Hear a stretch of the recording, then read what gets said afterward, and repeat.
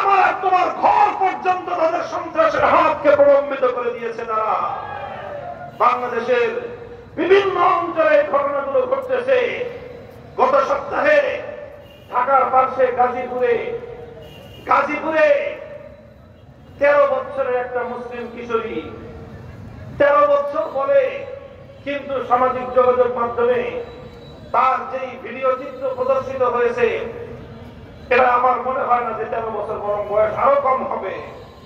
এরকম অল্প বয়স্কা একটা ছোট্ট কিশোরী মেয়ে এলাকায় কাছাকাছি থাকে, এক হিন্দু যুবক তাকে যে কোনো ভাবে তার সাথে পরিচয় ঘটিয়ে তারপর তাকে যে কোনো অজুহাতে ডেকে নিয়ে তারপর তার সাথে আরো 3-4 জন তার একটা গ্যাং সাঙ্গপাঙ্গ জোট বেঁধে ছোট্ট মেয়েটাকে অপহরণ করে নিয়ে গেছে। নিয়ে গিয়ে একটা বাসার মধ্যে 3 দিন পর্যন্ত আটকে রেখেছে। আটকে রেখে 3 দিন পর্যন্ত সেই হিন্দু যুবক উপর্যপুরী ছোট্ট এই বালিকা কিশোরী মেয়েটাকে ধর্ষণ করেছে দিনের পর দিন, রাতের পর রাত। এই ঘটনা প্রকাশ হওয়ার পর যে বিবরণ এসেছে, সেই বিবরণ দ্বারা বোঝা যায় যে শুধুমাত্র তাকে ধোঁকা দেওয়া হয়েছে তাই নয়, যে কোনো ভাবে তাকে তারা নিজেদের বশীভূত করার জন্য কোন কুফরি কালামও করে থাকতে পারে বলে আমার সন্দেহ। এইভাবে ষড়যন্ত্রের মাধ্যমে ঘটনাগুলো ঘটতেছে। বাংলাদেশের আগে উত্তরবঙ্গের 9 জেলায় ঘটনা ঘটেছে, বিভিন্ন জেলায় জেলায় আজ এই ধরনের ঘটনাগুলো ঘটতেছে। এরপরে গত 3-4 দিন আগে দেখলাম প্রচার মাধ্যমে এরকম এক ষড়যন্ত্রকারীকে কিছু মুসলমান যুবক তাকে পাকড়াও করেছে। পাকড়াও করে তাকে জিজ্ঞাসাবাদ করতেছে। সে জিজ্ঞাসাবাদে যে তথ্য দিয়েছে, সেই তথ্য শুনলে যে কোনো মুসলমানের লোম দাঁড়িয়ে যাওয়ার কথা। সে তথ্য দিচ্ছে যে তাকে একটা সংগঠনের পক্ষ থেকে তাদেরকে 30,000 টাকা করে দেওয়া হয়। 30,000 টাকা। কাজটা কি? কাজ হলো যে কোনো একটা মুসলিম মেয়ের সাথে, মুসলমানদের কোন তরুণী অথবা কোন কিশোরীর সাথে ভাব জমাইতে হবে, সম্পর্ক করতে হবে। এরপরে সম্পর্ক করে যে কোনো ভাবে মুসলিম কিশোরী এবং তরুণীদের সাথে দৈহিক সম্পর্ক তৈরি করতে হবে। দৈহিক সম্পর্ক তৈরি করার মাধ্যমে মুসলিম তরুণীদের গর্ভে হিন্দু যুবকদের বীর্য তার মধ্যে প্রবেশ করিয়ে মুসলমানদের গর্ভে হিন্দুদের সন্তান জন্ম দেওয়ার এক ভয়াবহ প্রকল্প এবং ষড়যন্ত্র দিয়ে তারা মাঠে নেমেছে। যেই সমাজের যুবকদের 30,000 টাকা পাবে একটা ঘটনা ঘটাইতে পারলেই, এরপরে তারা শত শত হাজার হাজার যুবক মাঠে নেমে পড়েছে এই প্রকল্প বাস্তবায়নে। যে তারা এখন মুসলিম মেয়েদেরকে, মুসলমানদের তরুণীদেরকে, মুসলমানদের কিশোরীদেরকে কখনো নিজের পরিচয় গোপন করে, কখনো নিজের পরিচয় প্রকাশ করে তাদের সঙ্গে এই ধরনের সম্পর্ক তৈরি করে তারপরে তারা এই বিপজ্জনক, নৃশংস, এই লজ্জাস্কর এবং এই ঘৃণ্য, এই নির্লজ্জ কার্যক্রম দ্বারা পরিচালনা করতেছে। বাংলাদেশে এখন ব্যাপক হারে এই ঘটনাগুলো ঘটতেছে। মুহতারাম হাজিরিন, ও মুসলমান যুবকেরা, হে মুসলমান বাবারা, হে মুসলমান সন্তানেরা, আজ তোমার বড়ের ইজ্জত তোমার ঘরের মধ্যে লুণ্ঠিত হচ্ছে। আজ তোমার কন্যাকে নিয়ে বিজাতিরা এভাবে তার ইজ্জত নিয়ে ছিনিমিনি খেলছে। হে মুসলমান সন্তানেরা, আগামীর মায়েদের ইজ্জত নিয়ে বেঈমানেরা এভাবে তারা ছিনিমিনি খেলছে।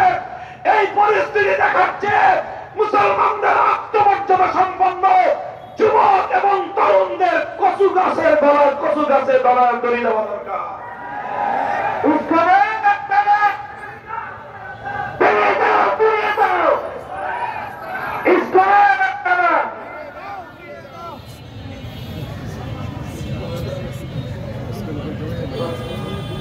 মুহতারাম হাজিরিন, কাজেই ভয়াবহ এক বিষয়। এই বিষয়টা আমাদের সচেতন হওয়া উচিত। আমি বলতেছি, সবাইকে সতর্ক করতেছি, প্রত্যেকটি এলাকায় এলাকায়, পাড়ায় পাড়ায় আমরা রাষ্ট্র ব্যবস্থার উপর আস্থা রেখে ঘরে বসে থাকবো, পুলিশের উপর আস্থা রেখে ঘরে বসে থাকবো, সেই উপায় নাই, সেই উপায় নাই।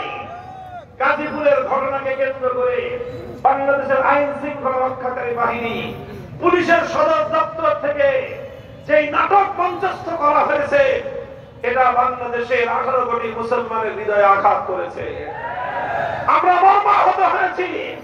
পুলিশ সদর দপ্তর থেকে এমন ব্রিফ করা হয়েছে, এমন বক্তব্য দেওয়া হয়েছে যে বক্তব্যের মাধ্যমে মুসলিম কিশোরী মেয়ের উপর দায় চাপিয়ে একটা হিন্দু যুবকের অপরাধকে আড়াল করার চেষ্টা করা হয়েছে। আর শুধুমাত্র ধর্মীয় সম্প্রীতির জিগির তুলে আজ মুসলমানদের ঘরগুলোতে মুসলমানদের মেয়েদের ইজ্জত হরণ করবার মহোৎসব শুরু করা হয়েছে।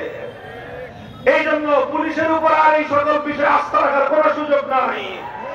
আইন শৃঙ্খলা রক্ষাকারী বাহিনীকে আমরা বলি, তোমরা সোচ্চার হও, সজাগ হও। ঘরে ঘরে মুসলিম অভিভাবকেরা আপনারা সতর্ক হন, সজাগ হন। নিজেদের মেয়েদের নিরাপত্তার ব্যবস্থা নিশ্চিত করুন। নিজেদের বোনদের নিরাপত্তার ব্যবস্থা সম্পর্কে আপনারা নিশ্চিত হন। আপনার বোন, আমার কন্যা, তারা ইমানের পরিচয় জানানো না থাকার কারণে, ইমানের প্রতি তাদের শ্রদ্ধাবোধ, ইমানের প্রতি তাদের আন্তরিকতা এই পর্যায়ে পৌঁছে গিয়েছে। আপনারা গতকাল দেখেছেন সামাজিক যোগাযোগ মাধ্যমে একটা ভিডিও ব্যাপকভাবে প্রচারিত হয়েছে। একটা মুসলিম মেয়ে বোরকা পড়তেছে, সে বলতেছে 6 বছর ধরে মাখন নামে একটা হিন্দু ছেলের সাথে তার সম্পর্ক। চিন্তা করেন, 6 বছর পরে তাকে শেষ পর্যন্ত যে কোনো ভাবে এই মেয়েটাকে প্রেমের ফাঁদে ফেলে বাড়িতে নিয়ে গেছে। তার বাড়িতে নিয়ে সারা রাত তাকে তার বাড়িতে রেখেছে এবং রাত্রেবেলায় ছেলে মেয়ে যা যা করা সব করেছে। তার উদ্দেশ্য সাধন হয়ে গেছে। সকালবেলায় ফজরের সময় ঘর থেকে লাঠি দিয়ে মেয়েটাকে বের করে দিছে। এখন সে এসে কান্নাকাটি করতেছে মিডিয়ার সামনে। মুহতারাম হাজিরিন, দুঃখ লাগে মুসলমানদের জন্য, দুঃখ লাগে ইমানদারদের জন্য, দুঃখ লাগে ওই সমস্ত মুসলিম অভিভাবকদের জন্য, বাবা মায়েদের জন্য। সন্তানের জীবনের সবকিছু চিন্তা করলেন, সন্তানের উচ্চ শিক্ষা চিন্তা করলেন, সন্তানের ভবিষ্যৎ অর্থনৈতিক নিরাপত্তার কথা চিন্তা করলেন, সন্তানের আগামী দিনের প্রফেশনের কথা চিন্তা করলেন, সন্তানের ক্যারিয়ারের কথা চিন্তা করলেন, কিন্তু আপনি আপনার সন্তানের ঈমানটুকু রক্ষার চিন্তা করলেন না। এর চেয়ে মুসলমানদের জন্য লজ্জাজনক আর কি হতে পারে? বক্তারা ভাজেন, এই জন্য কথা লম্বা নয়। আজ মুসলমানদেরকে আমরা এই কথা বলছি। একদিকে ঘরে ঘরে মুসলিমদেরকে সতর্ক করেন, মুসলমান নারীদেরকে নিয়ে ভয়াবহ এক ষড়যন্ত্র চলছে। এরপরে আসতেছে আরেকটা ষড়যন্ত্র। সেই ষড়যন্ত্র ইতিমধ্যে বাংলাদেশে দাঁত এবং নখ কেড়ে বসতে শুরু করেছে। সেটাও কিছুদিন পরে দাবি উঠবে, আওয়াজ উঠাবার জন্য তারা চেষ্টা করতেছে। সেই আওয়াজ হলো সমকামী বিবাহের বৈধতা। এই বাংলাদেশে আজ ডক্টর ইউনূস সাহেবের সরকারকে আমরা এত সমর্থন দিলাম, এত সহযোগিতা দিলাম, তাই প্রকারান্তরে বিভিন্ন শব্দের মারপ্যাচের ছত্রবরণে আমাদের ইমানের পিঠে ছুরিকাঘাত করতেছেন। নানাভাবে তারা বাংলাদেশের সমকামিতার এই অপরাধকে, এই পাপ, ট্রান্সজেন্ডারের নামে মুসলমানদের এই সমাজে সমকামিতার মতো ভয়াবহ এই অপরাধকে রাষ্ট্রীয় প্রোটেকশনের মাধ্যমে বৈধতা দেওয়ার চেষ্টা করা হচ্ছে। ভারতে ইতিমধ্যে সমকামী বিবাহকে আইন করে বৈধতা দেওয়া হয়েছে। অর্থাৎ ভারত রাষ্ট্রে বিবাহের জন্য পুরুষ আর নারীর প্রয়োজন নাই। 2 জন পুরুষ একে অপরকে বিবাহ করতে পারে ভারতে। 2 জন মহিলা একজন আরেকজনের সাথে বিবাহ বন্ধন করতে পারে। এগুলো ভারতে ইতিমধ্যেই আইন তৈরি হয়ে গেছে। এখন ভারত থেকে বাংলাদেশে অনেক কিছু রপ্তানি করা হয়েছে। ভারত থেকে সর্বশেষ রপ্তানি করা এই 2টা মাল। 1 নম্বর, মুসলিম নারীদের গর্ভে হিন্দুদের সন্তান জন্ম দেওয়ার প্রজেক্ট। 2 নম্বর হলো ভারত থেকে বাংলাদেশের অভ্যন্তরে সমকামিতার বিবাহকে বৈধতা দেওয়ার মতো নতুন প্রজেক্ট। এই 2 প্রজেক্ট নিয়ে এখন আমাদের সীমান্তের অপর প্রান্তের বন্ধুরা আমাদের দেশের মধ্যে আধিপত্য এবং আমাদের দেশের মধ্যে সাম্রাজ্য বিস্তার করার ভয়াবহ ষড়যন্ত্র ষড়যন্ত্র নিয়ে অগ্রসর হচ্ছে। এখন আপনারা কি করবেন চিন্তা ভাবনা করে দেখেন। আমরা হুজুররা রাজনীতির কথা বললে তো আপনাদের অনেকের কাছে ভালো লাগে না। আপনারা মনে করেন হুজুররা রাষ্ট্র চালাবে কেমনে? আপনাদের কাছে ওই সমস্তই ভালো লাগে, জাতির কাছে তারাই ভালো লাগে যারা দেশকে, দেশের সম্পদকে, দেশের জনগণকে আরেক জাতির কাছে, ভিন্ন দেশের কাছে ইজারা দিয়ে নিজের ক্ষমতা রাখের গোছায়। আমরা এখনো বলি, ও মুসলমান, এখনো সময় আছে, এখনো সজাগ হও। আল্লাহর কসম খেয়ে বলি, তোমার রাষ্ট্র, তোমার জাতি যদি কোন সম্প্রদায়ের কাছে নিরাপদ থাকে, সেই সম্প্রদায় আলেম সম্প্রদায়, সেই সম্প্রদায় ইসলামী সম্প্রদায়।